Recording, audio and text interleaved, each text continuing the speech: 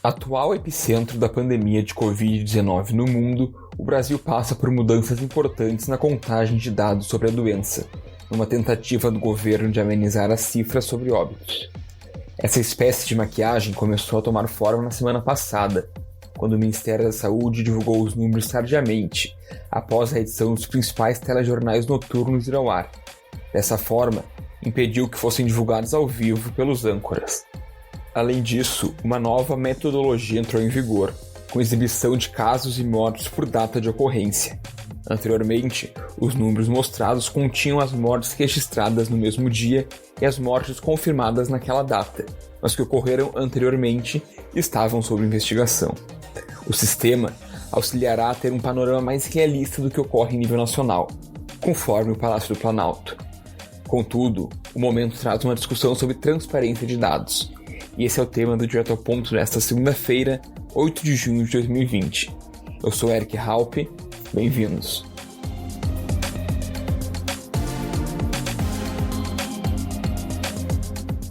Depois de atrasar a divulgação dos dados na semana passada, na última sexta-feira, o Ministério da Saúde anunciou que recontaria os números de mortos no Brasil vítimas de Covid-19.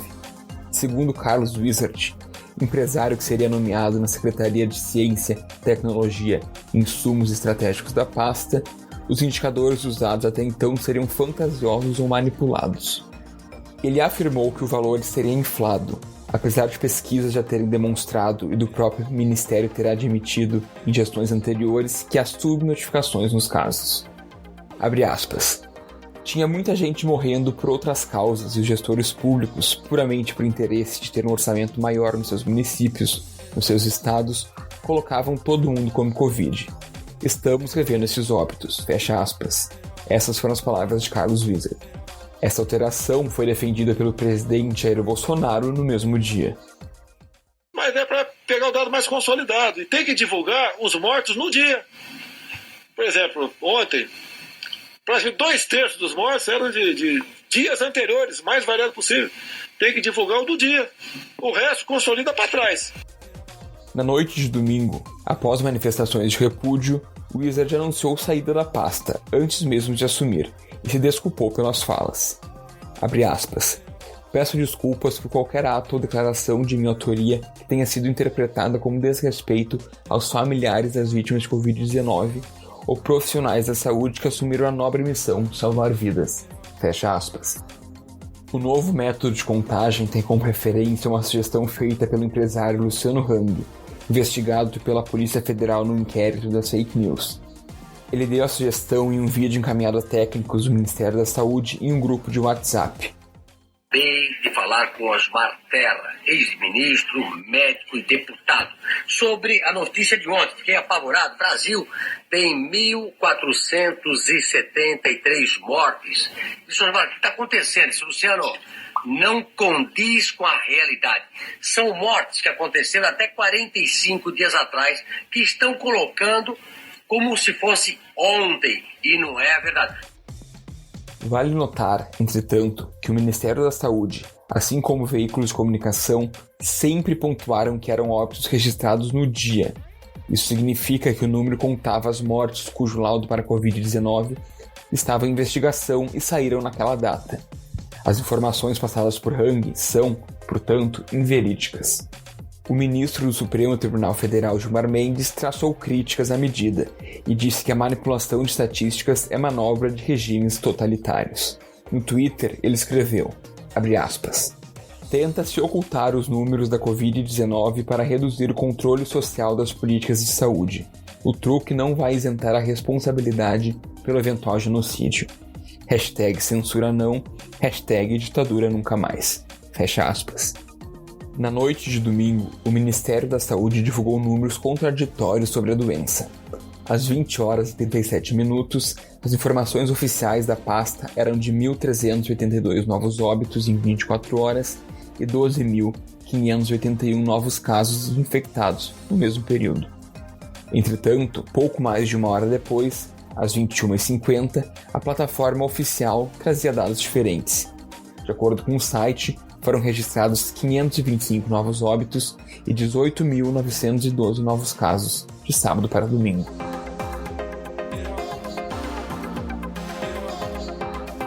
Em meio a essa confusão, a Organização Mundial da Saúde pediu transparência ao Brasil na divulgação de dados sobre a Covid-19. A entidade espera uma rápida solução para essa confusão no país e ressaltou que a clareza no processo é ainda mais importante para os cidadãos. Então, para debater a transparência nesse cenário, eu conversei com o professor da Faculdade de Comunicação da PUC, Tércio Sacol. Professor, a informação clara e transparente ela deve ser sempre de domínio público, ainda mais em uma situação de calamidade como a atual que a gente vive. Nesse sentido, que análise tu fazes dessas mudanças promovidas pelo governo na divulgação de dados relativos à Covid-19? Eu acho muito grave, eu acho muito complicado. Primeiro, é importante deixar muito claro que às vezes as pessoas acreditam que o governo tem essa opção ou não. Quando transparência é uma máxima de qualquer regime democrático do século XXI. Então, é um pressuposto da gestão pública, sobretudo o período que a gente está vivendo agora, a transparência. Eu nem estou falando só das questões de saúde, todo tipo de transparência. Para esses acessos, para a publicização das informações, que foram criados dispositivos como a própria Lei de Acesso à Informação recente, que permitiu que o usuário final, o cidadão, tenha acesso ao trâmite das informações, como funciona, valores envolvidos. Então, para mim é muito grave quando o governo resolve mudar esse tipo de métrica, esse tipo de visualização, por uma série de aspectos. Primeiro, porque a sociedade tem o direito de acessar essas informações, porque, de certa forma, o governo eleito está a serviço dessa mesma sociedade. Segundo, porque isso não é uma política de governo, é uma política de Estado, né? Então, não pode um governo achar que ele vai mudar as métricas porque é um direito dele revelar os números à sua revelia. E tanto não é que os governos do mundo inteiro estão fazendo essa transparência. E quando a gente vai encontrar opacidade nos dados da Covid, sejam por parte de investimento, sejam por parte de testes de adoecimento, a gente pega países como o Irã, por exemplo, que a gente não tem certezas, como a China, que a gente não tem certezas, e aí a gente se depara com o Brasil, que até outra hora a gente tinha uma ideia de que a gente tinha instituições mais ou menos sólidas que deixariam a gente controlar isso. Eu acho que sim, os jornalistas podem fazer esse trabalho, a Secretaria pode fazer esse trabalho, mas, de novo, para mim, o grande problema do Ministério da Saúde não centralizar é que, mais uma vez, reforça de que a ideia de um ministério que centralize ações, não só de políticas públicas, mas de gestão, ela está cada vez mais inexistindo, não só pela troca de ministros, pela troca dos secretários por cargos políticos e não técnicos, mas agora com essa ideia estapafúrdia de que devemos divulgar um novo sistema onde se privilegia as mortes acontecidas no dia, quando na realidade não tem como avaliar a evidência da pandemia sem saber os dados de anteriormente, não tem como traçar um planejamento para isso, né? Sem dúvidas, eu acho que é um pouco preocupante essa questão que tu mencionaste, que há um certo paradoxo, né? Porque de um lado a gente tinha aliados do governo, como o próprio filho do presidente Eduardo Bolsonaro, ministro da Educação, criticando a China por falta de transparência nos dados, e agora o governo faz o mesmo. E tem, para mim, isso, além desse paradoxo, tem uma questão toda de o governo constantemente vender que, à luz das políticas internacionais, nós estamos fazendo o certo e que estamos alinhados. E volta e meia, quando os apoiadores do governo tentam, nas suas manifestações, formalizar as mortes por milhão, todos os dados, inclusive dados que, porventura, o governo queira que sejam favoráveis a ele, precisam ter transparência, precisam ter uma metodologia clara. E isso é uma coisa que talvez não tenha ficado evidente ainda, porque a pandemia está transcorrendo. Mas não há dúvidas, e já tem uma série de impactos de ordem ambiental, social, de política externa, na imagem do Brasil no exterior. Porque toda vez que essa transparência ela se esvai, toda vez que essa transparência ela diminui, ela fica rarefeita, não é só o cidadão que tem menos acesso, não são só as instituições que ficam fragilizadas. É a reputação. Tu começa a imaginar uma empresa que quer fazer um investimento aqui, ou um turista que pensou em viajar aqui, não agora, com certeza, mas para o ano que vem ou para o outro, quais as certezas, né? Então, não é só a notícia de que eu vou colocar os dados da maneira que eu quiser. Tem uma série de aspectos, e como eu te falei, por mais esforço que as secretarias façam, tem que haver um esforço de centralização por parte do Ministério, não apenas para catalogar, mas para tornar uma metodologia segura. E aí entra um outro problema, Eric, que eu acho que as secretarias tomaram a dianteira disso, não por competência dos estados, mas por absoluta ineficácia do próprio Ministério da Saúde.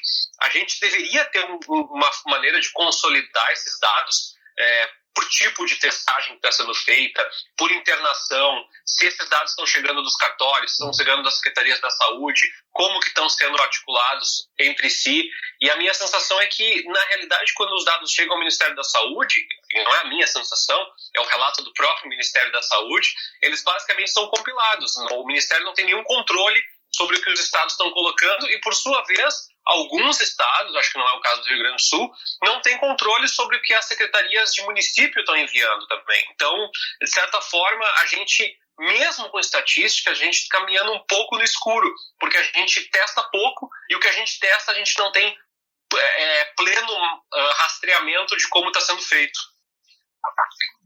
Sem dúvidas. E além disso, eu acho que é preocupante que nas redes sociais, no lugar do boletim completo com mortos e casos, o Ministério passou a replicar publicações, de certa forma, otimistas da SECOM, que já vinha divulgando desde o final de abril um chamado Placar da Vida, que inclui só números de infectados, recuperados e recuperação, sem mencionar o número de mortos em decorrência da Covid-19.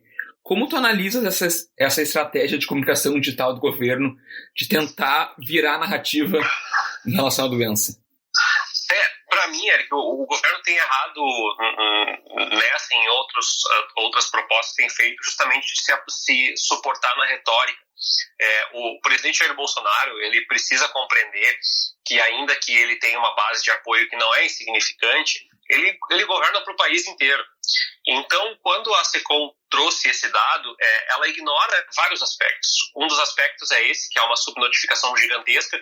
O Brasil, entre os países de maior população do mundo, é o país que com certeza testa menos.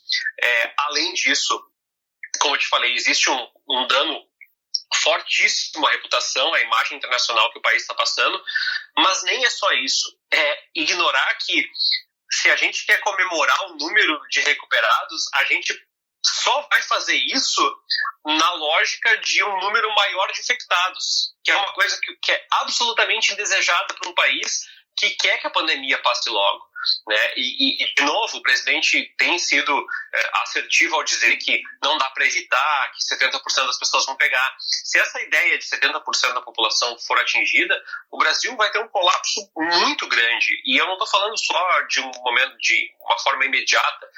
O sistema público não tem como comportar quantas pessoas não estão sendo diagnosticadas com inúmeras doenças, porque estão deixando de fazer consultas eletivas, deixando de se internar em hospitais, estão tendo receios de procurar médicos para recomendar medicamentos adequados. Então, essa pandemia ela não afeta só os dados e a maneira como a gente está gerenciando a Covid, impacta todo o sistema de saúde.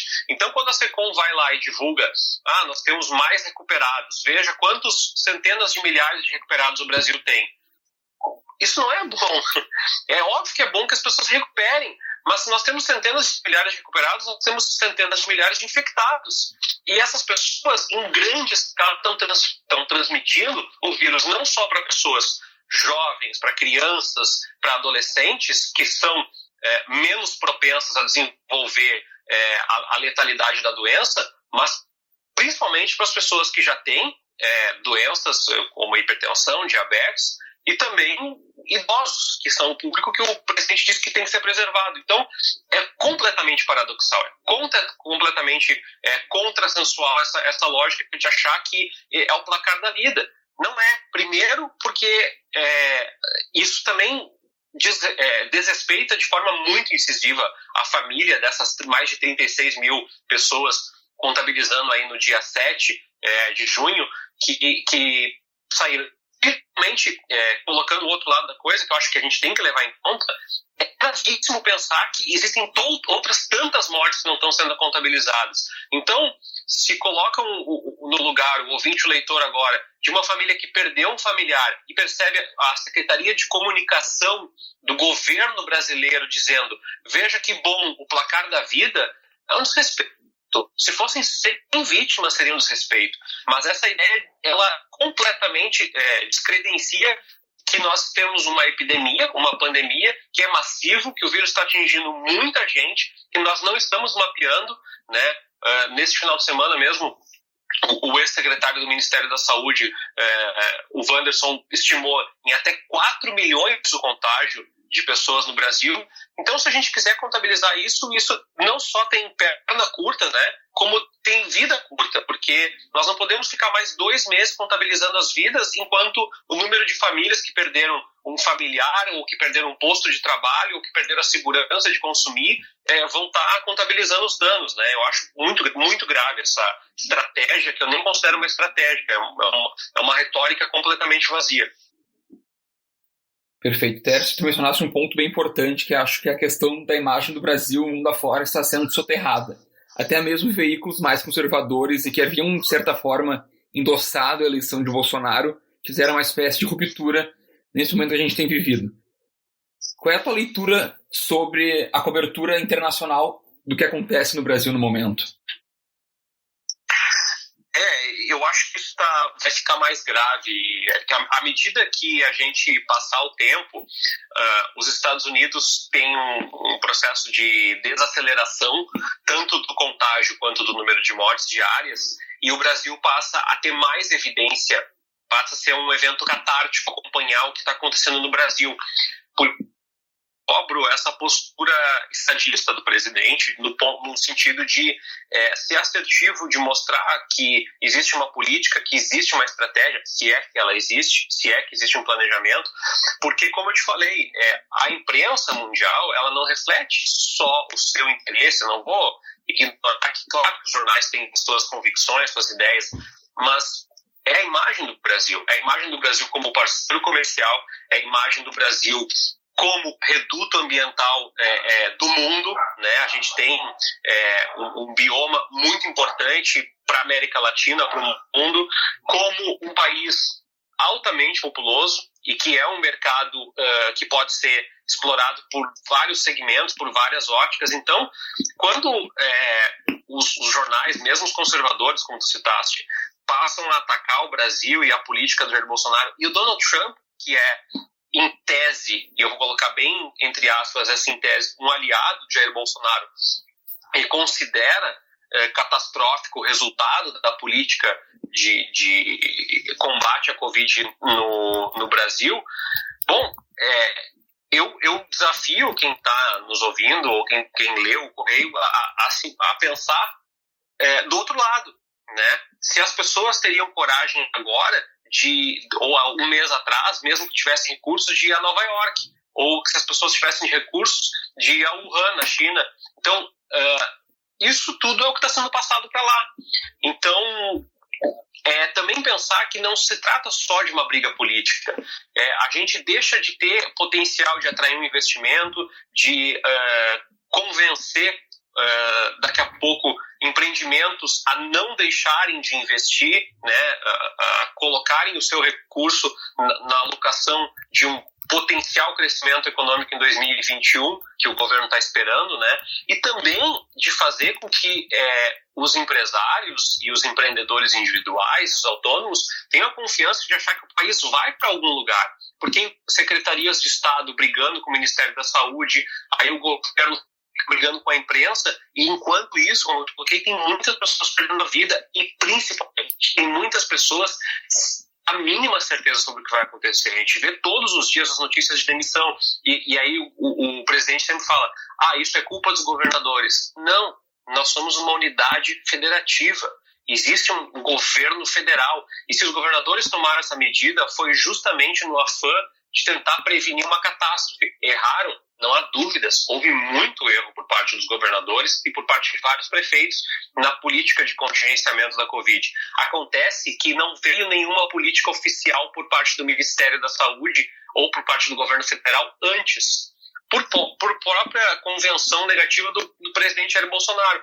Então, quando a gente olha para fora, é muito difícil, nem precisa ir muito longe, Europa, Estados Unidos, basta olhar para o Uruguai e para a Argentina, que com menos recursos do Brasil, que não tem um sistema complexo como o SUS, conseguiram contingenciar muito mais fortemente a Covid.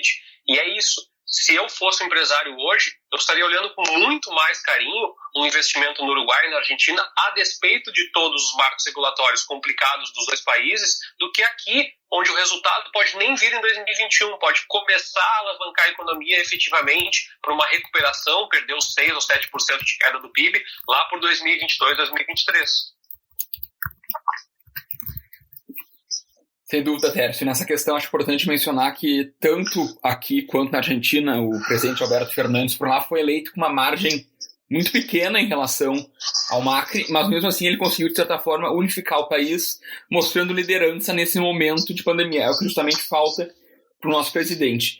Mas nesse cenário de falta de transparência que a gente veio discutindo, hoje a Folha, o UOL, Estadão, Extra, o Globo e o G1 formaram uma parceria para dar transparência a dados de Covid-19. Essa união jornalística é uma saída para as atuais demandas do campo no momento em que veículos de comunicação são sistematicamente atacados aqui no nosso país? Eu acho que sim, eu exalto bastante a iniciativa, eu exalto bastante a iniciativa de qualquer veículo independente, alternativo, oficial, convencional, tradicional ou não, de tentar fazer esse mapeamento. Mas eu reforço que isso é uma aresta, né? Os veículos fazerem isso não exime a responsabilidade do governo de continuar tentando oferecer mais detalhes, mais transparência, mais dados. E, de novo, isso também é bom que se pense que toda vez que a redação do UOL, da Folha, de veículos nacionais desloca um jornalista para fazer essa apuração, esse cálculo, essa margem, essa dosagem estatística, ele não está fazendo outra coisa. Ele não está fazendo reportagens sobre, por exemplo, o que vários apoiadores do presidente cobram, que é as fraudes nos respiradores. Quando as redações têm menos gente para produzir, ela vai privilegiar essa abordagem sobre a vida, porque isso está nos impactando todos os dias. Nós queremos saber, em Porto Alegre, em São Paulo, em Caxias, no Rio de Janeiro, em Santa Maria, quantos casos tem, quando nós podemos sair de casa, quem está sendo infectado e quem está morrendo. Esse dado é muito importante. Não é importante só, a imprensa quer vender isso. Não. É importante porque isso vai influenciar de forma determinante como será a nossa vida, não na próxima semana, nos próximos meses. Então, os veículos, eu acho que os veículos brasileiros sempre podem, o caso dos Panama Papers foi pródigo em mostrar que o jornalismo, diante da fragilidade de recursos no mundo, precisa se unir mais. Toda a união, principalmente quando é uma união para enfrentar rompimentos democráticos, eu acho que é muito importante. Agora, também acho que a gente não pode ir no outro lado da coisa, que enquanto isso estiver feito pelas secretarias, por jornalistas independentes, por lógicas de economistas, infectologistas, epidemiologistas, isso é ótimo, mas isso não deve fazer com que esses profissionais deixem de pressionar o governo por diferentes formas, por processos judiciais, por pedidos de acesso à informação, por pressão nas redes sociais, da maneira que for possível fazer para que o governo não abandone, porque, de novo, uma vez que o governo passar a entender que ele pode controlar isso abre uma brecha muito perigosa para que daqui a pouco nós não estejamos mais divulgando os dados. Isso, para mim, é um risco muito grande, tá? As pessoas falam muito, os dados distorcidos. Isso, para mim, é uma porta aberta para que a gente não tenha divulgação de dados, porque isso já está muito rapidamente mudando. 5 da tarde, 7 da noite, 10 da noite, dados dessa forma, agora não tem mais dados dessa forma, aí era um sistema inovador, agora são planilhas, são imagens. Então, está avançando muito forte essa tentativa de intimidação. Acho que os jornalistas têm que se unir, todos os tipos de jornalistas. Então, jornalistas de portais mais identificados liberais, jornalistas de portais alternativos, jornalistas independentes, jornais tradicionais, emissoras de rádio tradicionais, TVs, devem se unir, mas também não devem fazer a cobertura diária de pressão com relação à postura do Ministério da Saúde. Sem dúvida. E Tércio, para a gente finalizar, falando nessa questão de união, como tu avalias o papel da oposição também de órgãos como o TCE, TCU, a própria AGU e o STF nessa questão de combate à falta de transparência? Porque o que a gente viu até agora foram várias notas de repúdio contra essa mudança. Você acha que isso é suficiente ou que é preciso fazer algo mais para a retomada da certa transparência que existia até o momento? Eu acho que a maioria das instituições ainda não sabe como proceder. A gente tem uma democracia frágil do ponto de vista das instituições, e isso eu atribuo a todos os governos que chegaram até aqui. Eu acredito que, a despeito da liberdade e de todas as regras que foram criadas, a gente não trabalhou para que as instituições fossem suficientemente para que as instituições fossem vistas como instituições de Estado e não de governo. Então, eu acredito que à medida que o tempo está passando e que está se avizinhando essa ameaça à opacidade das informações, eu penso que os órgãos estão tentando dar conta desse processo.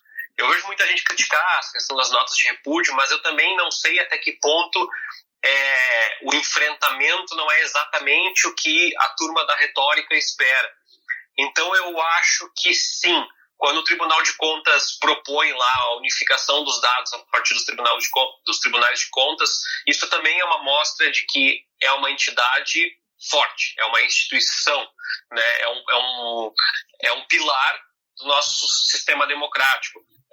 O STF, o STJ e outras entidades, sindicatos, organizações não governamentais. Então eu acho que todo mundo está tentando a sua maneira, talvez não seja a melhor sempre, mas a sua maneira, tentar mostrar que existe uma resistência. Mas também tem que olhar com muito cuidado, porque o presidente tem se baseado muito nos últimos dias o seu processo numa retórica. E comprar essa retórica também é alimentar um pouco esse processo. Então, à medida do possível, eu penso que todas as instituições que envolvem as instituições da sociedade, organizações não governamentais, sindicatos, entidades, tribunais de justiça, entidades de classe como a OAB, devem continuar as suas ações, não ignorando o que o governo está fazendo, mas entendendo que o Brasil continuará a despeito de Jair Bolsonaro ou de qualquer outro presidente que esteja à frente da República, e que não há muito tempo para ficar gastando com essa discussão da nota de repúdio. Ela é importante, mas o que mais pode ser feito? O que mais? Eu acho que essa articulação do Tribunal de Contas, para mim, é muito expressivo.